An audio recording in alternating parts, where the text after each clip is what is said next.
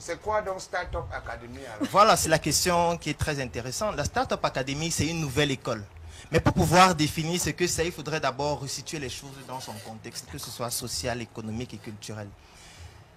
Le Cameroun, c'est un pays qui est magnifique parce que presque tous les Camerounais sont atteints d'une maladie que j'appelle la diplomite, à savoir l'infection causée par une abondance de diplômes. Parce que les Camerounais sont très compétents, que ce soit sur le plan national ou international, vous allez les voir, ils sont les meilleurs dans presque tout ce qu'ils font. Mais bizarrement, le pays ne se développe pas malgré le fait qu'il y a tous ces intellectuels. Tout à fait. J'ai essayé de réfléchir On pour peut pas comprendre. tout avoir non plus.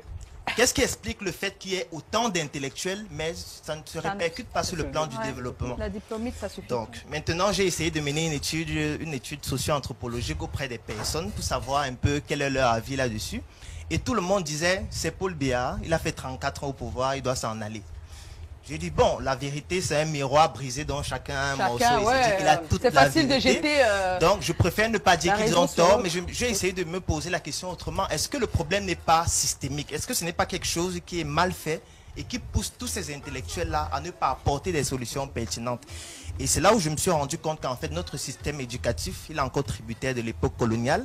Parce que ce qu'on apprend à l'école jusqu'à présent... Vous parlez les français un peu bas. Oui, oui, je suis en train de...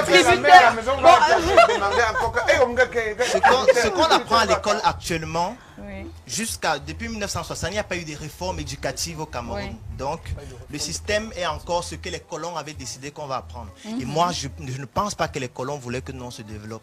C'est la raison pour laquelle il y a certains programmes qui ont été expressément, je tiens à le préciser que ça a été fait exprès, enlevés de l'école, pour empêcher que les jeunes, lorsqu'ils sortent de l'école, ils aient la culture de l'entrepreneuriat. Parce que c'est l'entrepreneuriat qui permet de développer un pays via le mécanisme de création de richesse. Allez à l'école, ayez de bons diplômes, faites bien ce qu'on vous demande de faire, parce que de toutes les façons, les parents vous promettent beaucoup de cadeaux à la maison, les PlayStation 4 et tout.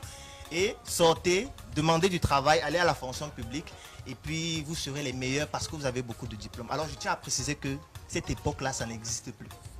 L'époque où on sortait de l'école, on avait beaucoup de diplômes, on avait un bon boulot parce qu'on a beaucoup de diplômes. Ça n'existe plus, même en Occident.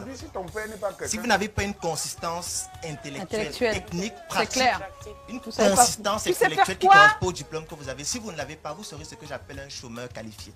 Voilà. Donc, il n'y a aucune école qui forme à devenir patron et ça a été fait exprès. Donc la Startup Academy est donc cette nouvelle école qui permet déjà d'apprendre aux jeunes ce qui a été expressément enlevé de l'école, qui les empêchait d'avoir cette aptitude-là et de leur donner des outils méthodologiques afin qu'ils puissent prendre en main notre économie. Parce qu'il faut savoir, nous avons un continent qui a été pillé pendant plus de 400 ans, qui continue d'être pillé, mais les richesses ne finissent pas. Il faut vous poser la question pourquoi.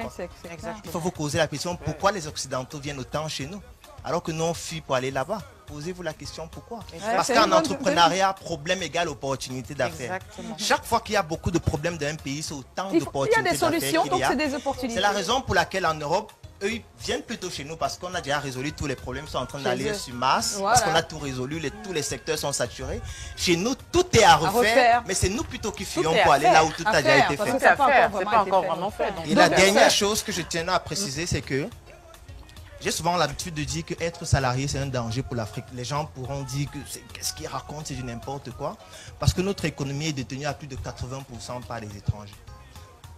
Donc, lorsque nous sortons de l'école et que nous sommes des salariés, en allant travailler dans ces entreprises-là, ce sont ces pays qu'on développe et pas les nôtres. D'accord. Donc, ce qu'il faut faire, c'est de pousser les jeunes à avoir des outils méthodologiques afin qu'à la sortie de l'école, qui est très utile, je ne suis pas en train de dire que l'école ne sert à rien, pour qu'ils aient des outils pour pouvoir créer la richesse qui va permettre de développer notre pays. Et non attendre qu'elle tombe du ciel. Au lieu d'avoir la deuxième maladie que j'appelle la critique chronique, à savoir l'art de passer son temps à ne voir que ce qui ne marche pas. D'accord. Doris, rapidement, ça va se faire rapidement. Tu peux parler comme ça, même ma mère en consommant, Christine. Doris. Aïe. Voilà.